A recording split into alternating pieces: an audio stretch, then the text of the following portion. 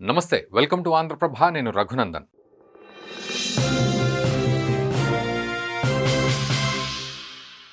మన దేశ ప్రధాని మోదీ నాయకత్వంతో భారత్ ప్రగతి పదంలో దూసుకెళ్తోంది.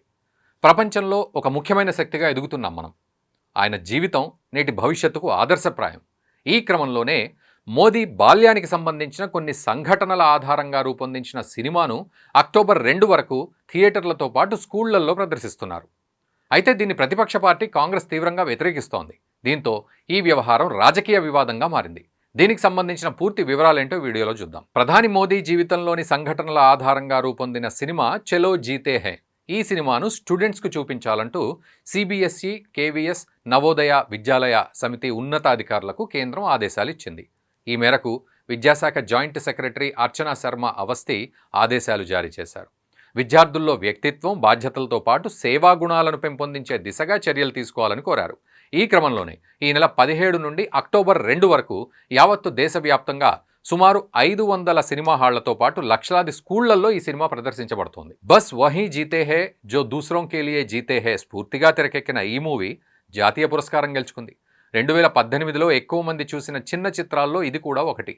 స్వామి వివేకానంద తత్వంతో ప్రభావితమై దాన్ని అర్థం చేసుకోవడానికి చేసే ప్రయత్నం, అలాగే తన చిన్న ప్రపంచంలో మార్పు తీసుకురావాలని కృషి చేసే ఒక యువకుని కథ.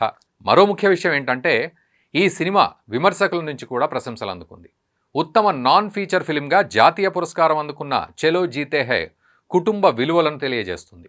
ఇతరుల కోసం జీవించడంతో పాటు సేవాభావం, గొప్పతనం, నిస్వార్థం గురించి నేటి యువతకు మంచి సందేశాన్ని అందిస్తుంది. ఒక్క మాటలో చెప్పాలంటే వివేకానందుని తాత్వికతతో పాటు మన ప్రధాని మోదీ స్ఫూర్తిదాయక జీవితాన్ని గౌరవిస్తుంది. ప్రధాని మోదీ పుట్టినరోజు అంటే సెప్టెంబర్ 17 నుండి మహాత్మాగాంధీ జయంతి అయినటువంటి అక్టోబర్ 2 వరకు పాఠశాలల్లో చలో జీతే హై మూవీని ప్రదర్శించాలని విద్యా మంత్రిత్వ శాఖ సర్క్యులర్ కూడా జారీ చేసింది. ఇదే తీవ్ర దుమారాన్ని రేపుతోంది. ఇప్పుడు నిస్వార్థం, దేశం పట్ల ఉన్న కర్తవ్యం అనే విలువల్ని బలోపేతం చేయడమే లక్ష్యమని కేంద్రం పేర్కొంది. కానీ ప్రతిపక్ష కాంగ్రెస్ పార్టీ మాత్రం దీన్ని తీవ్రంగా విమర్శిస్తోంది. ఇది మహాత్మాగాంధీని అవమానించడమేనని మండిపడుతోంది. స్కూళ్లల్లో మోదీ ప్రచారం చేయడం తగదని, గాంధీ సత్యాన్ని, అహింసను బోధించాలి అని చెబుతోంది. ఈ క్రమంలోనే ఈ మూవీ ప్రదర్శనలో అక్టోబర్ 2ని ఆయన మినహాయించాలని కూడా అంటోంది. మోదీ బాల్యాన్ని కీర్తించడం సరికాదని అంటోంది. గాంధీ భారతదేశానికి స్వేచ్ఛ ఇచ్చారు, కానీ మోదీ హైజాక్ చేస్తున్నారంటూ విమర్శలు చేస్తోంది. దీంతో రాజకీయ దుమారం చెలరేగింది. మరి ఈ అంశంపై మీరేమనుకుంటున్నారో కామెంట్ చేయండి. అంటే ఈ అంశం నిజంగా వివాదాస్పదం అవుతుందా, లేకపోతే ఇది నిజంగా స్ఫూర్తిదాయకమా అనేది మీరు ఖచ్చితంగా కామెంట్ చేయండి. ఈ వీడియోని మీ మిత్రులకు కూడా షేర్ చేయండి. Thank you very much for watching the video.